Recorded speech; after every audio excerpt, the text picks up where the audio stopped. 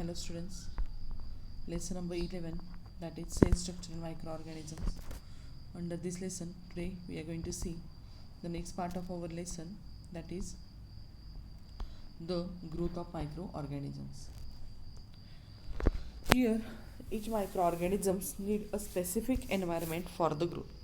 Okay, it needs its specific environment for the growth, and that's why what happens, they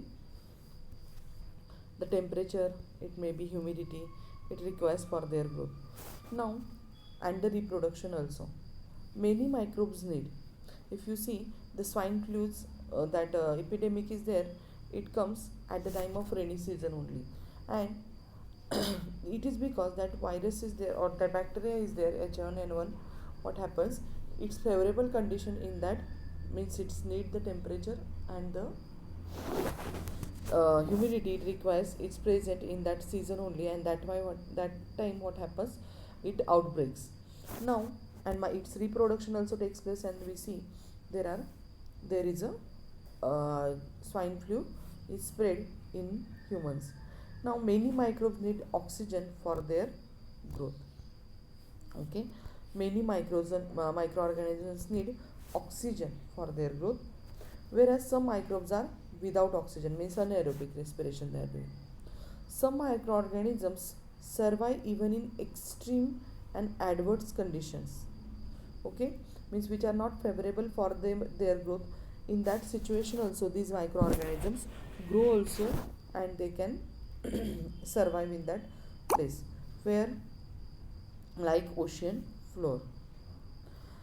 Ice is the in ocean floor, you know that the salty places, salt is there more, and in that condition also what happens, these organisms can survive. Ice in the polar region. Okay, as you know that the growth of microorganisms stops in the colder region, and then also means where there is ice present at that place also what happens, these microorganisms grows. Hot water springs. During adverse condition, microorganisms form thick covering around themselves. Okay, I told you they form the cyst around themselves. Okay, it is a tough covering, and that cyst inside they are living. Okay, and stop their life process, and they are living inside this cyst only. Okay, suppose these microorganisms are there red color, no? And around it they are making the cyst, or they are making the covering, tough covering. Okay, and they are living inside it. Then in and when the favorable condition comes, on return of favorable condition, they come out, means they break down this outer system, and they come outside. Okay, what happens, they come outside, and they are doing their life processes, and continue their life process. Means when the cyst breaks, what happens, it breaks, and then from here suppose it breaks, and these all are coming out, and they are performing their life process, means they spread the diseases, and they live in the air. Now here, where do the microorganisms grow? As we know that the microorganisms are present all over around us. It is there in the soil, it is there in the water, and decaying, means decaying matter inside also these microorganisms are present. How much temperature they need? They need the temperature of 25 degree to 37 degree Celsius degree. Nutrition. Specific nutrients. Which are those specific? Algae, chlorophyll, oxygen. These algae, they need the specific nutrition. Atmosphere.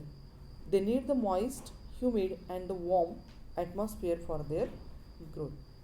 Next part is the, according to the shape and life process, microorganisms are classified as algae. First, algae.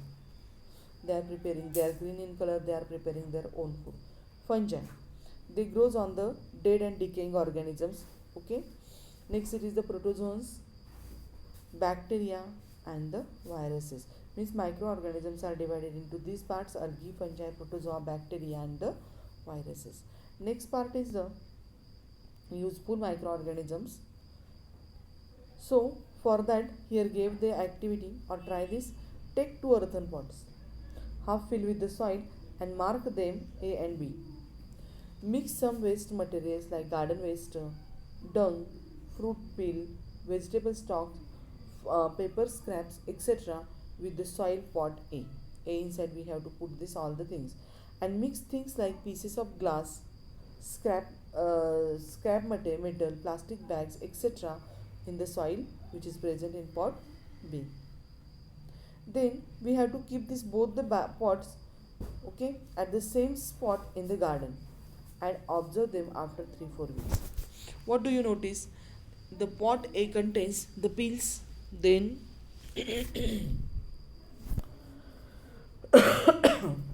then we have peels, then vegetable stalks which are present, paper scraps are there. They get decomposed.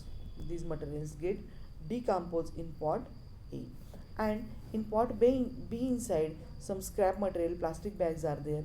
They do not decay. Means pot A inside what happens, by from this material the manure forms, and second inside these things remains as it is. Did the garden pot B remain unchanged? Yes. Where did the garbage from pot A disappears? Where it goes? It get decomposed. Why they decompose? Because of microorganisms. Microorganism decompose this material from the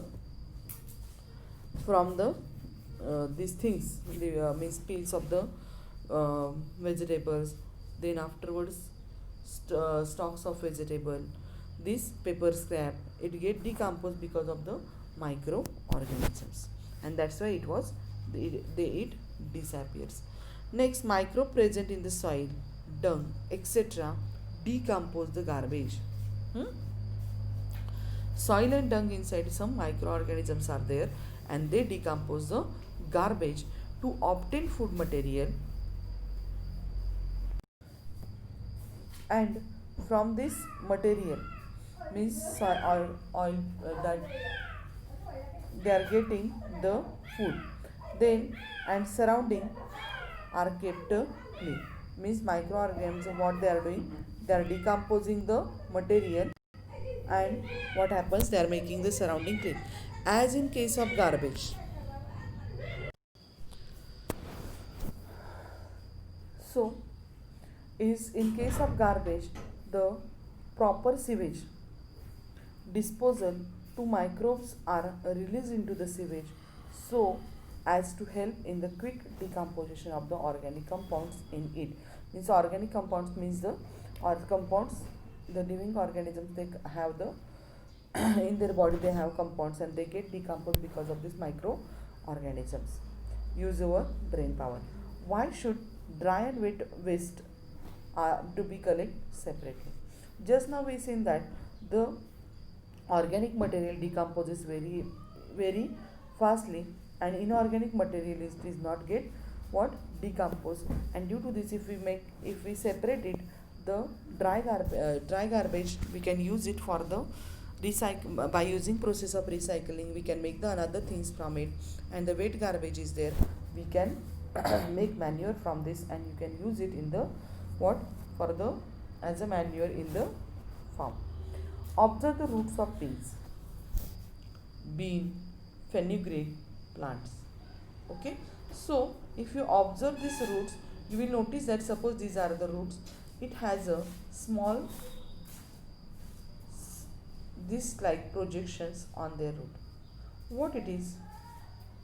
It is called as a root nodules. They are called as root nodules.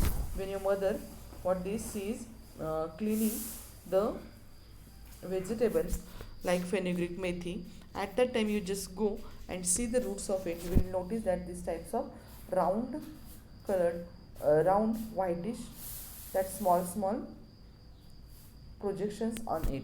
And what is it? It is nothing but the roots of root nodules. And what is their function in their in that plant? So here it is given, we have seen some microorganisms. So these root nodules have this root nodules, it has what I told you, these root nodules are there. On this root nodules, rhizoids are there, rhizoids are present, and this is nothing but they have rhizoids, In that, the microorganism which is present rhizoid, and as a it functions in the process of nitrogen fixation. Okay, in the process of nitrogen fixation it functions. And this nitrogen fixation, what happens, because of this nitrogen the growth of the plant takes place in the proper way. Okay, so these are the rhizoids, and they are useful microorganism because it helps in the growth of the proper growth of the plants. We have seen that some microorganisms present in the soil, which are those, and those in the nodules of the leguminous plants. Leguminous plants convert atmospheric nitrogen into compounds. Okay, plant doesn't have the capacity to absorb the nitrogen. You know that the nitrogen is present in the air at most more content, but directly the plants cannot absorb this nitrogen in their body, and nitrogen is very important nutrient for the growth of the plants. And that's why what happens, the plant, these bacteria are there, that bacteria are there, these bacteria convert this nitrogen into nitrogenous compound, means NO2, NO3, and then these are nitrates and nitrites, and these compounds are get absorbed by the plant easily, and it is useful for the growth of their growth of the plant. And then these nitrogenous compounds help increase the soil fertility, and thereby protein content of the pulses grow in that soil, and protein content also increases in the plants, the leguminous plants. And one more, azotobacter is there, it is present in the soil. Azotobacter, it is present in the soil, its role is also in the, it is a, azotobacter is a what, it is also the bacteria, and it is, its role is in the what, nitrogen fixation. Okay, then project, visit the garbage depot near your village. Visit the garbage depot near your village or city. Find out the reason for burying the garbage in the large pits there. Okay, why they are burying this into the large pits? They are burying in the large pits for the, to convert it into the, which, that is the manure, to convert it into manure. You know that the organic materials turn into the manure. Let's recall, why does your mother do to make yogurt from the milk?